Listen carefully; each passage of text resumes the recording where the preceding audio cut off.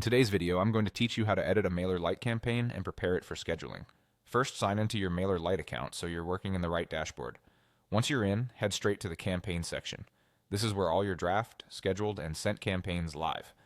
Take a moment to locate the specific campaign you want to update. You can scan the list, use search, or filter by status to find it quickly, especially if you manage multiple emails at once. When you've found the right campaign, click Edit. Depending on where you last left off, you might land on the campaign's overview page. If that happens, simply click Design Email to open the email designer. Give it a second to load fully before making changes. This helps ensure the editor displays your layout correctly and prevents any elements from snapping around while it initializes. Inside the email designer, make the necessary edits. Update your headlines for clarity, refresh images if needed, and double-check that your buttons and links point to the correct pages. Keep your formatting consistent and consider accessibility while you're at it. Clear font sizes, good color contrast, and descriptive alt text for images go a long way. If you're adjusting sections or swapping content blocks, keep an eye on spacing so the layout remains balanced on both desktop and mobile. A quick scan for typos and outdated information can save headaches later.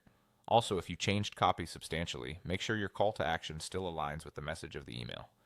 Once you're satisfied with how everything looks, click Done Editing. This locks in your design changes and takes you back to the campaign settings flow. From here, you can configure the email details, review or add your subject line, and preview text so they work together to encourage opens.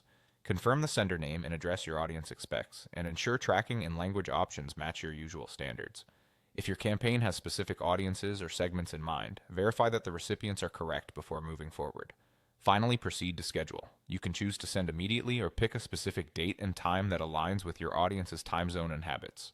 A brief final review is wise. Scan the summary to confirm the design, details, and schedule are all accurate.